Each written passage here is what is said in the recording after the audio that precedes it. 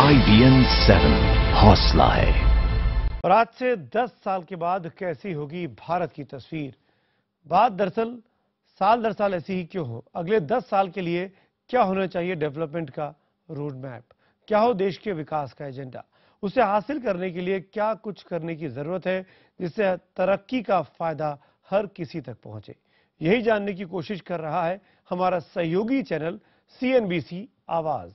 CNBC आवाज अपनी 10वीं सालगिरह के मौके पर खास आयोजन इस वक्त दिल्ली में कर रहा है।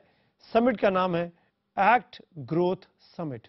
दिल्ली में हो रही समिट में वित्त मंत्री अरुण जेटली, रेल मंत्री सुरेश प्रभु, बिजली और कोयला मंत्री पीयूष गोयल और वित्त राज्य मंत्री जयंत सिन्हा शामिल हो रहे हैं। मार्केट रेगुलेटर सेबी के चेयरमैन यूके सिन्हा भी इस आयोजन में विशिष्ट अतिथि है। इसके अलावा इस आयोजन में बहुत सारे पॉलिसी मेकर्स, रेगुलेटर्स, इंडस्ट्री से जुड़े हुए तमाम बड़े बड़े चेहरे भी शामिल हुए हैं।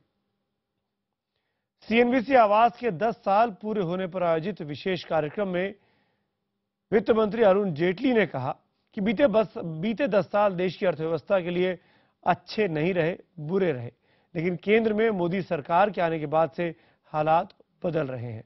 सरकार में लोगों का भरोसा बढ़ रहा है। सुनिए क्या कहा जेटली साहब ने।